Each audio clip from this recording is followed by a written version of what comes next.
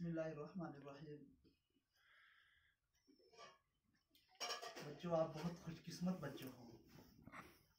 यानी अल्लाह ने आपको ये मौका दिया कि आप इल्म दीन सीखें। दिन में तो आप स्कूल जाते ही हैं ना, जाते हैं नहीं? माशाअल्लाह, बहुत खूब कि अल्लाह ने आपके मोहल्ले के अंदर एक ऐसे इंसान को, ऐसे बंदे को आपको दिया और आपका रहबर बनाया, जैसे मास्टर साहब। हालांकि अमूमन जितने भी टीचर्स वगैरह होते हैं ना, जो गवर्नमेंट्स वगैरह, वो पढ़ाते वगैरह नहीं है इस तरह मकतब वगैरह या दर्स वगैरह। तो खुशकिस्मत है आप कि अल्लाह ने इनको ये ज़ौक़ दिया और आपको भी ज़ौक़ दिया। आप आए और इन्होंने आपको पढ़ाया। ये बहुत बेहतरीन चीज़ है और बेहतरीन अमल है। सबसे बेहतरीन काम जो है पढ़ना और पढ़ाना है। इससे बेहतरीन दुनिया के अंदर कोई काम नहीं है। और हमारी इस्लाम की जो बुनियाद है ना, जो हमारा मजहब है इस्लाम, उसके अंदर सबसे पहले जो है ना इकरा, यानी पढ़ना और पढ़ाना है। ये नहीं कहा गया कि वो इंतजामात करो, वो इंतजामात करो, वहाँ पहल करो, यहाँ पहल करो। ऐसा कुछ भी नहीं, ऐसा कुछ भी नहीं। सबसे पहले कहा इकरा बिस्मि रब्बिकल्लज़ी खलक़। यानी सबसे पहला जो इस्लाम ने ऑप्शन दिया है हमें करने का, हमें दुनिया में लाइफ में क्या करना है, वो क्या करना है, पढ़ाई करनी है। ठीक है नहीं? अब पढ़ाई बहुत बहुत किस्म की है, बहुत तरह की है। ठीक है नहीं? दुनियावी एतबार से देखें आप, दीनी एतबार से देखें तो खास कर और सबसे बेहतरीन जो पढ़ाई है वो दीन की है, वो दीन की है। और दीन का जो बेस है वो आपसे है। खास कर जो आप इस मकतब में आकर बैठ कर ये अलिफ बा ता से, फिर इससे आगे बढ़कर और आगे आप बढ़ते चलें, फिर आप पारे पे आते हैं, फिर आप हिफ्ज़ पर, सूरह हिफ्ज़ पर आते हैं, जो कुरान की चंद आयात जो हिफ्ज़ करते हैं इस पर आते हैं। तो इसके ऊपर बहुत बड़ा स्वाब भी है। ठीक है नहीं? अगर आपके पास दीनी उलूम नहीं है तो आप सक्सेसफुल नहीं है। ठीक है नहीं? क्या है आपकी आखिरत का और दुनिया, आखिरत का और उखरवी जिंदगी का जो मदार है वो इस दीन के ऊपर है और इस तालीम के ऊपर है। यानी आप जब इंतकाल कर जाएंगे तो आपको जो चीज काम आएगी वो कौन सी तालीम काम आएगी, वो ये दीनी तालीम काम आएगी। आप स्कॉलर बन जाएं, प्रोफेसर बन जाएं, वो सिर्फ जब तक आप जिंदा हैं, जब तक आप, तब तक वो आपको काम आएगी, तब तक वो काम आएगी। ठीक है नहीं? और ये तालीम जो आप सीख रहे हैं मास्टर साहब के पास आकर, खासकर सुबह के वक्त में, ये तालीम आपको अबदन अबद, हमेशा हमेशा काम आएगी, हमेशा हमेशा काम आएगी। और हदीस में आता है कि मरने के बाद जो सबसे ज्यादा बताया गया है कि जो चीजें काम आने वाली है उनमें से औलाद साले, फिर उसमें ये भी तरबियत, और उसमें जो दीनी तालीम का एक सिलसिला है। मसलन आप इंतकाल कर गए, आपका बच्चा है, इसाले सवाब के लिए आपके लिए कुरान करीम पढ़ता है, तो उसका सारा सवाब किसको जाता है? आप इंतकाल कर गए मगर आपको वो मिलता रहेगा। इसके भी मुकाबिल आपने बहुत बड़ी डिग्री की है, ठीक है, उसका भी एक बेनिफिट है दुनिया के लिए, वो भी जरूरी है, उसका कोई इनकार नहीं कर सकता और हमें उसका भी इनकार नहीं करना। हमारे लिए दोनों तालीम जरूरी है, हमारे लिए दोनों तालीम जरूरी है। यानी दीन की तालीम भी जरूरी है और दुनियावी तालीम भी जरूरी है। तो हमने क्या करना है बच्चों, दोनों तालीमों को इस तरह मिला के हासिल करना है। ठीक है नहीं?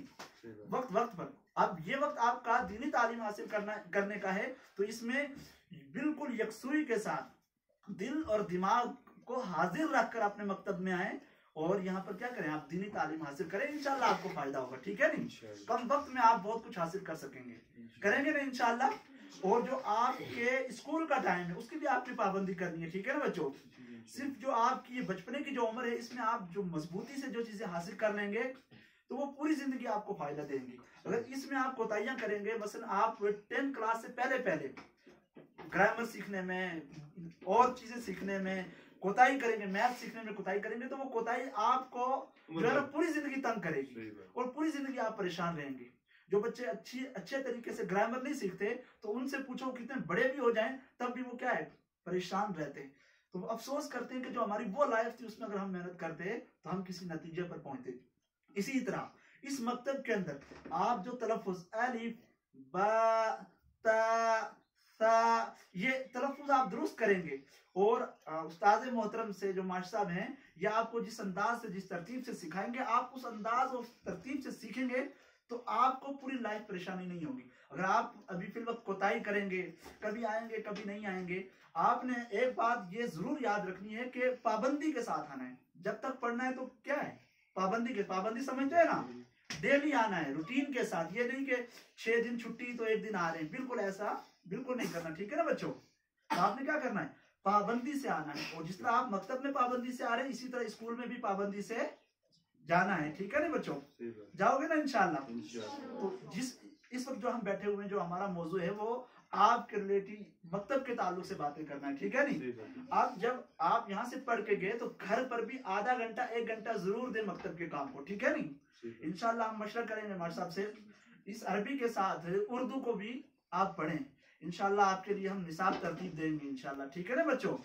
तो यहाँ पढ़ने के बाद आप जब घर जाएं तो घर जाने के बाद भी क्या करें, जो मकतब का काम बताया है, यानी होमवर्क जो समझ ले, होमवर्क समझते हैं ना, जैसे आपको स्कूल में मिलता है, तो यहाँ से भी आपको होमवर्क मिलेगा। यानी आपको कैसे पढ़ना है, कॉपी कैसे लिखनी है, सबक कैसे याद करना है, उर्दू का सबक कैसे याद करना है, वो किस तरह मेंटेन करना है, वो सब तरीके बताएंगे इंशाल्लाह, ठीक है नहीं। तो अपनी लाइफ से और अपने जो आपका खास वक्त है घर, उसमें से 1 घंटा मकतब के काम के लिए भी निकालना है। निकालोगे ना इंशाल्लाह, ठीक है। समझ में आ रही है मेरी बात? माशाल्लाह, बहुत खूब इंशाल्लाह। कोई बच्चा कुछ पूछना चाहे? डिसिप्लिन का खास ख्याल रखें। जब भी मकतब में आए तो वजू करके आए। क्या करें, वजू करके आए। कुरान करीम जो ये सिपारे हैं, जो कायदे हैं, बगैर वजू के इनको हाथ नहीं। अगर आपकी जिंदगी में अभी से अदब आ गया तो पूरी जिंदगी वो अदब आपकी जिंदगी में क्या है, बरकरार रहेगा, कायम रहेगा। अगर आपने अभी कोताही की तो आप कितने बड़े बन जाएं, वो अदब आपकी जिंदगी से खत्म हो जाएगा। क्या करें, आप जब भी मकतब में आए, मस्जिद में आए तो क्या करें, वजू कर आए। और खास कर ये कुछ बच्चे जो है ना, इसमें भी इनको ये सिखाएं मर्द साहब कि टोपी पहन कर आए वगैरह, क्योंकि ये अदब का तकाजा है। क्योंकि जो किताबुल्लाह आप पढ़ने जा रहे हैं, इसका बहुत बड़ा मकाम है, इसका बहुत बड़ा मकाम है, इसका बहुत बड़ा रुतबा है, ठीक है नहीं। तो इसी हिसाब से हमने अपने आप को मेंटेन करके लाना है, ठीक है नहीं। जब आए तो सलाम की पाबंदी करें, ठीक है नहीं। और जब घर में आप दाखिल हो तब भी आप क्या करें, अम्मी को, अब्बू को, जो आपके रिश्तेदार है, बहन भाई, उनको क्या करें, आप सलाम करें। इस चीज का आपने ध्यान रखना है, ठीक है नहीं। फिर सफाई का खास ख्याल रखें, ठीक है नहीं। जब यहाँ आए तो बहुत सलीके से बैठें। जब यहाँ आए तो क्या करें, सलीके से बैठें।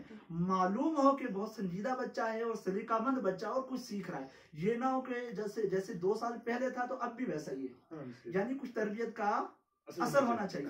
तो इंशाअल्लाह अमल करोगे ना, जो कुछ मास्टर साहब बताएंगे, जो कुछ उस्ताद मोहतरम बताएंगे, आप अमल करेंगे उसके ऊपर इंशाअल्लाह, जरूर भी जरूर। और दूसरी बात, इंशाअल्लाह हर जुमेरात को आप कोशिश करें, मास्टर साहब मैं आपको बताऊंगा इंशाअल्लाह, कि आप कुछ 2-2, 3-3 मिनट बोलें अपने माफी ज़मीर को। जो आपके दिल में ख्यालात, तसव्वुरात आते हैं, उनको आप बच्चों के सामने आकर क्या करें, बयान करें और उनका इजहार करें। उससे आपके अंदर क्या है, काबिलियत बनेगी और बढ़ेगी। कॉन्फिडेंस जिसे कहते हैं ना, खुद एतमादी, वो मजबूत होगा। आप बहुत बड़े बन गए, आपको 2 मिनट अगर स्टेज के ऊपर बोलना नहीं आता तो आपको माशरा और आगे बैठे हज़रात क्या कहेंगे, इसको कुछ नहीं आता। आपका पेंट, पतलून, ये सब चीजें बहुत अच्छी हैं, आपकी टाई अच्छी है, आपका कोट अच्छा है, आपका जैकेट अच्छा है, आपका फेरन अच्छा है, मगर जब आपको स्टेज पर दावत दी जा रही है, आप नहीं बोल पा रहे हैं, तो आपके बारे में क्या कमेंट्स होंगे, इसको कुछ नहीं आता। इसलिए वैसे दिन पास किए स्कूल के मकसद में, जाया किए वक्त जाए, इसलिए आपने ये भी करना है, ठीक है ना। इंशाल्लाह आप जो सीखेंगे तो फ्यूचर में आपको क्या करना है, सिखाना है। आपने क्या करना है, सिखाना है।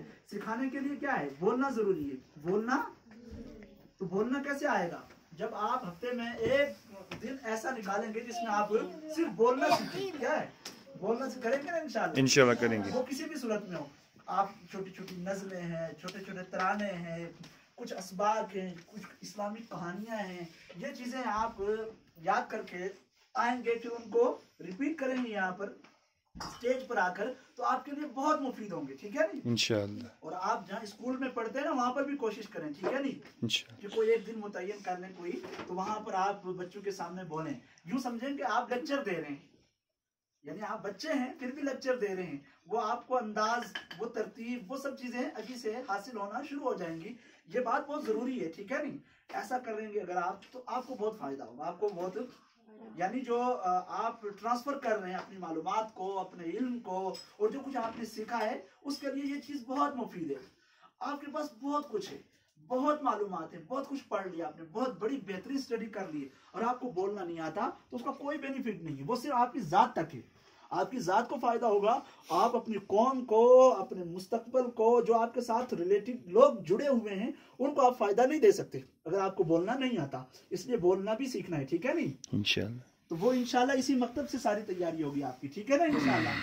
तो जो जितनी बातें मैंने बताई बच्चों, आप उन पर अमल करोगे इंशाल्लाह। इंशाल्लाह जरूर भी जरूर। शुक्रन, जज़ाकल्लाह। अस्सलामु अलैकुम।